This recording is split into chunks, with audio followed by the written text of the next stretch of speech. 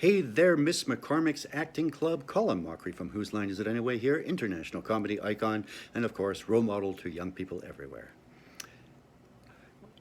There's 5 people in New York who just don't like me, but who cares? Anyway, what's going on? Well, let me tell you, the lovely Miss McCormick has asked me to talk to you. I understand you've been watching Whose Line, and of course, I'm your favorite. I mean, you've seen the other guys, right? So you know the kind of work I have to do to make scenes work. Miss McCormick wanted to ask my advice on fighting stage fright and developing strong improv and ensemble skills. You know, people always say, how can you improvise? It's so difficult. And it really isn't. The only thing that seems difficult is that we have to do things that we don't really do in life comfortably, which is listening to people, accepting people's ideas, trying to make them look good.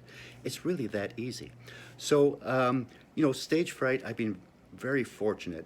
I mean, I'm much better now, but I was a very shy student when I was in school, and I found the only place I felt really powerful was on stage. I felt confident because I was in a world where I was working with people that I trust, and I trusted myself, and I knew everything was going to work out. All those things we don't have in real life.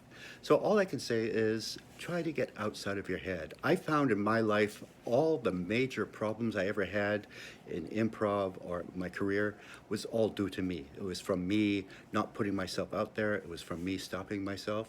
And really, what's the worst that can happen? People will laugh at you? Yeah, hopefully. You just go out there and you're there for your partner. Make sure you always listen.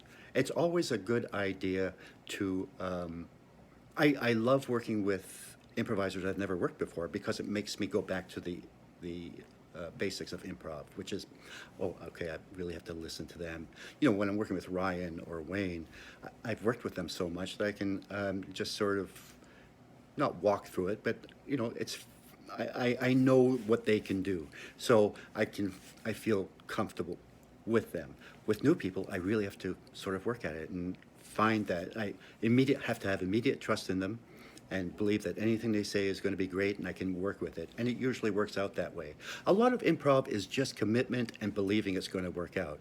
And even if it doesn't, it's gone. And then you're on to the next thing. Just make sure that you're always working together, and remember, it's not rocket science. It's supposed to be fun. It's enjoyable. You know, the audience gives you a lot more leeway than a stand-up because they're giving you all the information, so they want you to succeed.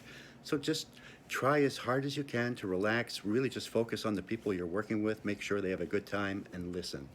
There's nothing that is said in an improv scene that can't be used. Everything is an offer to go somewhere else. I'm also being asked, is there a skit that was my favorite? Well, on Whose Line, I always loved Greatest Hits because meant I just got to sit down, which, you know, once you're in your 60s, you'll understand what that means. And I got to banter with Ryan, and then we'd hand it over to these incredible musical improvisers. And so I got to be a spectator and a participant. Always one of my favorite scenes. So I hope some of these words mean something to you. The ultimate thing is have fun, enjoy, and just go for it. The only person that's going to stop yourself from having fun is you. Hope that helps. Everyone stay safe. Have a great 2022.